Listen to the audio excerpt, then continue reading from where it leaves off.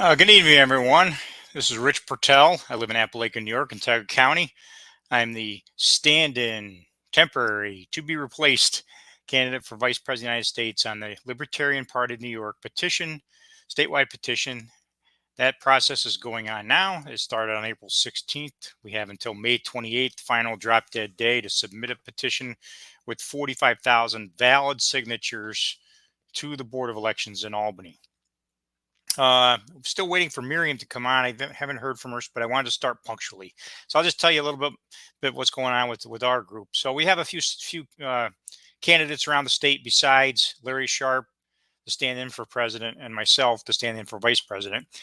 And these districts allow for submission of their petition to Albany if it covers multiple counties. So any other than New York City, they're an exception. So any assembly district in New York, there's 150 of those. And any state senate district in New York, there's 62 of those. Any which cover multiple counties, those petitions would file in Albany. So therefore, the name on that petition could be shared with statewide candidates such as governor, lieutenant governor, attorney general, and comptroller in those election years, president, vice president, and if applicable, U.S. Senate in those election years. So we're waiting for Miriam to come along here. While I'm waiting, I'm going to try to bring up a page here. Go to lpny.org, and right now the key link right on that page, maybe I'll share the screen. The key link right on that page at the moment, let's see, share screen. Let's share that. Okay.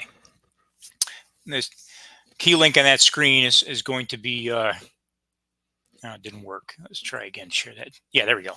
The key link on that screen is going to be the petitioning portal. So you can click on that. And hopefully you're following along with me as I click. Yeah, maybe not. It's not updating good here, is it? All right.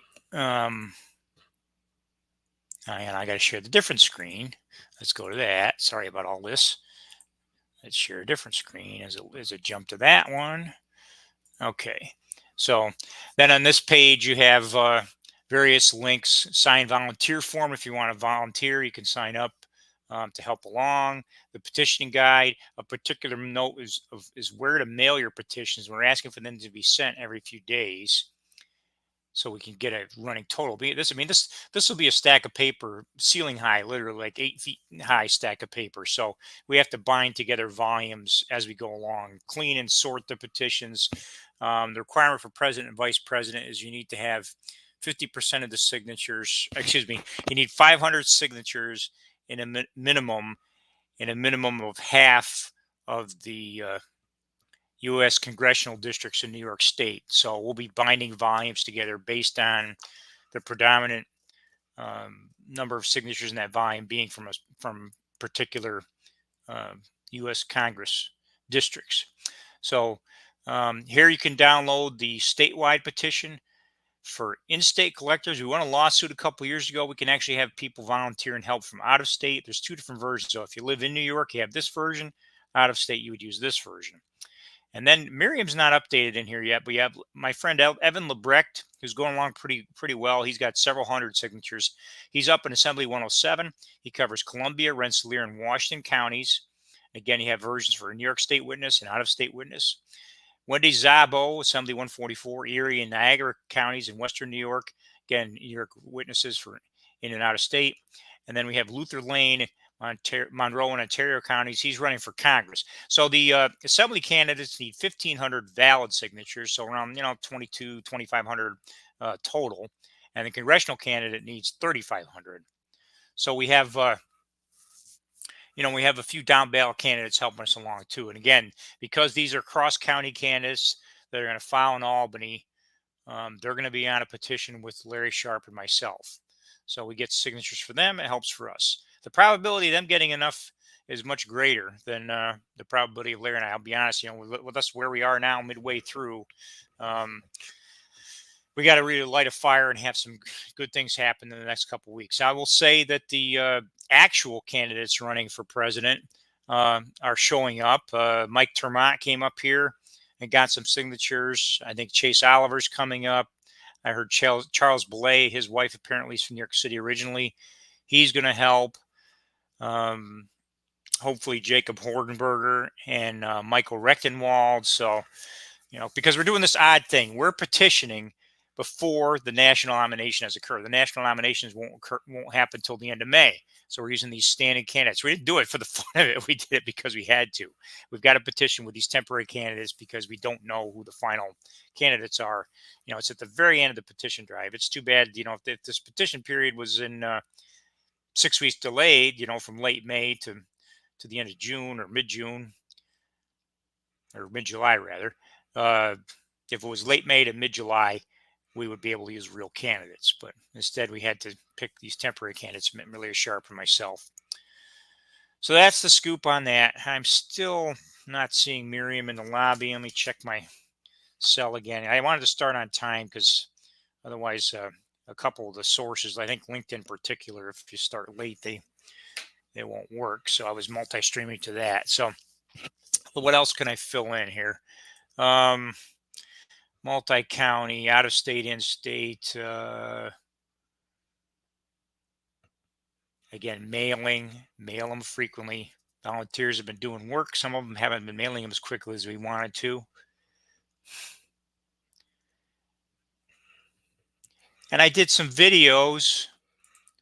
I did some one-on-ones with several of the real presidential candidates. I did Mike Termont, Charles Belay, and Michael Rechtenwald. And if you look up my name, Rich Bertel, on YouTube, I've got a podcast assembly of those videos so people can listen to them and get a flavor for the real candidates. And of course, there's tons of other sources. The real candidates are having debates in various states, and you can find all kinds of information on them. So make a good informed choice, regardless of whether New York State is successful with our petition drive. New York has a pretty large, I'm not sure I'll find it on the website here. I'll reshare it if I do. Probably not. I'm not quickly anyway. But anyway, the New York State has a fairly large delegation due to the number of ballot sustaining members we have in New York, and other parameters are used to evaluate how many delegates we send. Regardless of what happens with the petition drive, we have a pretty large delegation going to the end of May to the national convention in DC to help nominate the actual president and the actual vice president. So it's important then for the actual candidates to come into New York and help the petition drive to influence our delegates to help nominate them at the end of May. Regardless of what happens to our petition drive, our petition drive has no effect on our ability of our delegation to participate in the nomination of the candidates at the end of May. So we're hoping we make it. We're hoping all 50 states make it right. All 50 states, if we had a candidate on the ballot in all 50 states, it gives us more credibility as being an electable candidate. Gets a little bit more media attention. So that's helpful. Miriam's still not here. Let me get into another thing. So if I might as well put a plug in for this. Let me share this screen also. So John Gilmore of Autism Action Network is assembling a lobbying day for next week. And here it is. So you can go to this and I'll reshare that screen. So sharing that screen. Boom. Okay. So that's going to be happening on May 7th, Tuesday.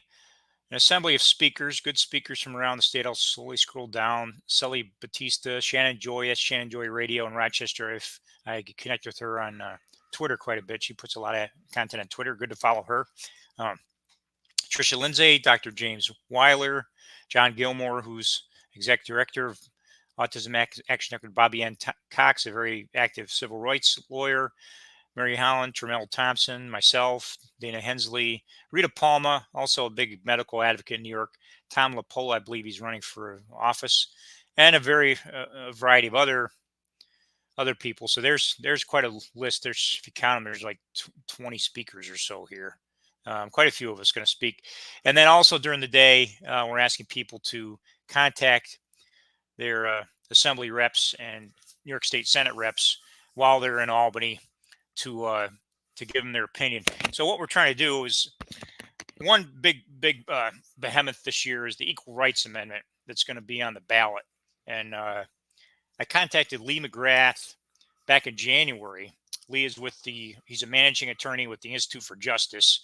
Institute for Justice to me is still liberty oriented and sensible and good on civil rights. The ACLU and especially the New York ACLU has kind of gone off the rails. I think they've gotten too radical left, and so I don't really support them all the time. Sometimes they hit the mark, but oftentimes the ACLU now isn't really liberty oriented. But at any rate, I heard from Lee back in January when I sent him an email about this Equal Rights Amendment. And yeah, the one troubling word in there, age. We have a number of bills in Albany that are tending to extend additional and, in my opinion, excessive rights for children to get medical procedures without any knowledge or consent from their parents, especially children in a public school environment. There could be pressures from not only fellow students, but from faculty and the school nurses, maybe to do things that the parents don't approve of or really don't make a lot of sense. It's just not a good idea, I think, to pass some of these bills. And we're concerned with the ERA. If it passes, it'll be embedded as an amendment in the New York State Constitution. And because of that word age, no one can be discriminated on the basis of age. That will kind of give constitutional cover to expand the laws in New York to give more ability for minors to give consent under pressure, probably most of the time from somebody else other than their parent, to get some type of medical treatment that the parent should really know about. So that will be coming up on Tuesday, and if anyone can make it, I appreciate you coming along. And there may be some carpooling. Again, I live in Appalachian and Tioga County. I'll gladly take someone along with me if they live near me or somewhere along the way. I'd be heading up Route 88 from Albany to, through from Appalachian through Binghamton up 88 to Albany, and leaving home here probably like 6:30 or 7. So in Albany by 10 and Binghamton by 8ish, and Oneonta, etc. on the way up there. So if anyone's interested, just shoot me a message. But so I'll check one more time. I still don't see Miriam. Yeah, so something must have come up. So let me check comments. No comments yet. Okay. All right, I guess that'll be good for tonight, folks. I just filled in a bit. Again, always reach out to me if you want questions. If you have questions on the petition drive, I'll do my best to answer them. And thank you for listening in.